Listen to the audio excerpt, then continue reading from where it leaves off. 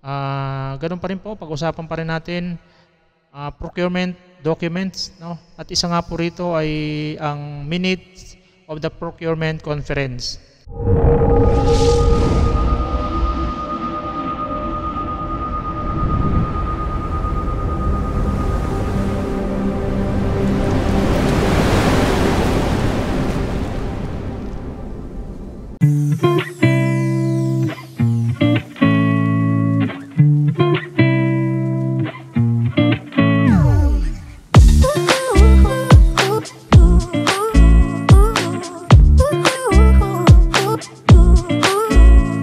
Hello mga partners, magandang araw muli. So welcome po muli sa ating bagong video. Ganun pa rin po, pag-usapan pa rin natin procurement documents, no? At isa nga po rito ay ang minutes of the procurement conference. So let's go. So tingnan po muli natin dito sa ating procurement documents, no? So kung makikita po natin, next po dito sa ating naka-highlight, no? Ito pong minutes of the procurement conference. Ito po yung pag-uusapan natin. So papakita ko po sa inyo yung document mismo. So ito po, no? Minutes of the procurement conference.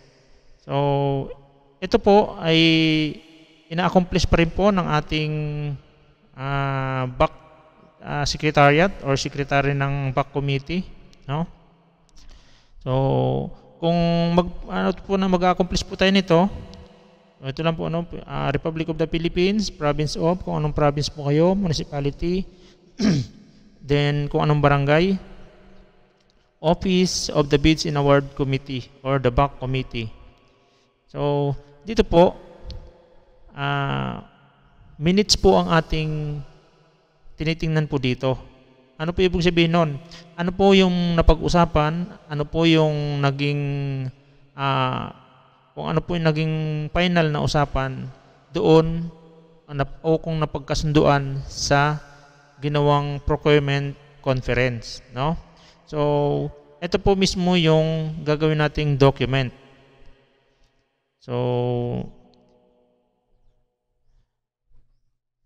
unang-una, dito po nakalagay, sino po ba yung present during the conference, no? So nakalagay po dito, present where, BAC chairman, the BAC vice chairman, ilalagay po barangay kagawad kung sino po siya, no? Then yung members, then BAC secretariat, then kung meron pong absent, ilalagay po kung sino yung absent. Then ito po yung pinaka details dito po sa ating minutes of the procurement, no? Procurement conference. Whereas the pre-procurement conference for the project of, so ilalagay po yung anong project, yung particular na gusto po nating implement or simulan na para i-procure, held at the sangguniang barangay, barangay hall, or kung saan man po ninyong ginanap ang inyong conference, no? Then was called to order at kung anong oras po kayo nag-start ng conference. In the afternoon on, kung anong petsa, no? Yung date po. It was presided by the BAC chairman. Ilalagay po kung sino po ang pangalan ng ating chairman ng BAC committee or bids and award committee, no? So whereas the statement of BAC chairman, ilalagay po muli name of the BAC chairman, to my fellow bids and awards committee members, we are going to procure the materials for the use for, ilalagay po ulit yung kung anong pangalan ng project, no? Project title. And the alternative method procurement is a public bidding. So kung ang ano nga natin, ang ating project ay medyo nasa 50,000 pataas, understood na ito po ay public bidding, no? Yung procurement niya is kailangan public bidding. That's why isa yan sa mga sinicertify dito, parang certification pinag-uusapan dito sa procurement conference na to kung anong klase ng procurement yung gagamitin during the implementation of this procurement, no? Then hangga't maaari nakalagay kung anong project, no? Kung anong program at kung kaninong budget ang gagamitin. Sa example po na to, ito po ay gagamitin para sa development project, no? So ang fund po nito ay para po sa gagamitin po ang development fund, no? So yan naman po, makikita nyo naman yung example dito. So madali nyo na lang po ito masundan. Then mas okay din po kung mailalagay na kaagad yung pinaka summary nung gagawing procurement, no? Kagaya nito, meron na siyang nakalagay na labor, materials at iba pang mga expenses na kailangan na kasama doon sa budget.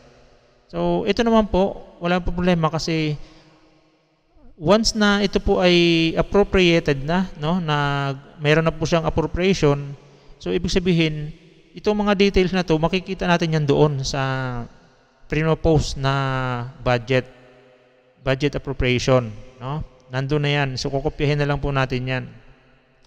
Then nowadays our business matter is 2.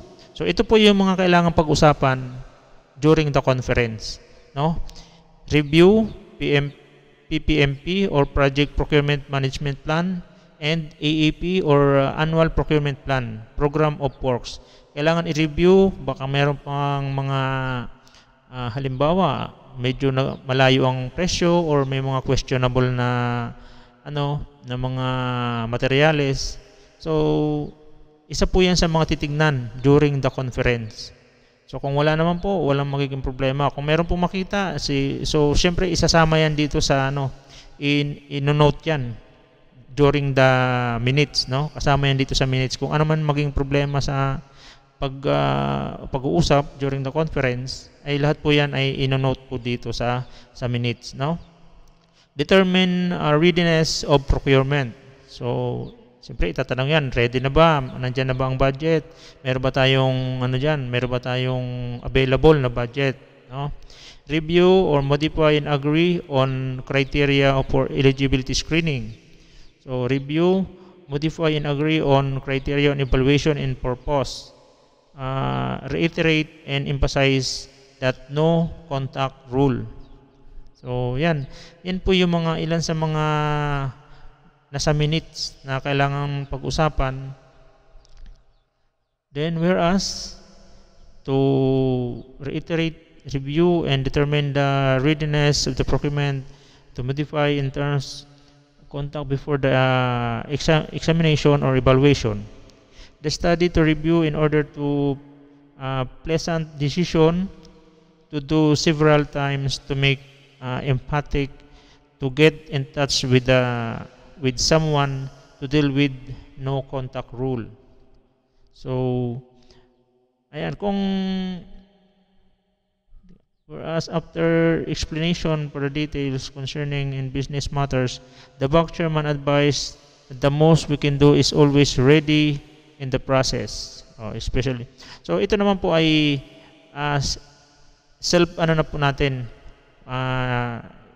self-explanatory, no, kung tutuusin. So pwede na po tayo gumawa ng sarili nating mga dyan. So depende po sa tinakbo ng conference. So yun po yung ilalagay natin. Ang importante po dyan, nandyan po yung ating members present.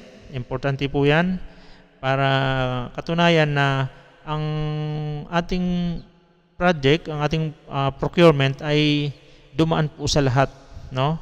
Aware po ang lahat.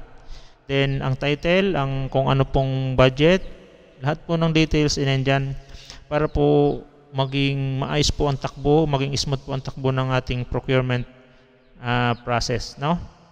Then it is prepared by head or back secretariat, o yung secretary po ng ating back committee, then noted by the back chairman. So yan po yung sample ng ating minutes of the procurement conference. So, once na nakapag-post tayo ng notice, after how many days, sabi natin mga, I think, 3 days, no? So, or kung ano po yung nakalagay na date doon sa ating procurement conference notice, so makikita natin doon kung kailan yung petsa ng procurement conference. So, ito po yung magiging minutes. Ito po yung napag-usapan during the conference. Okay?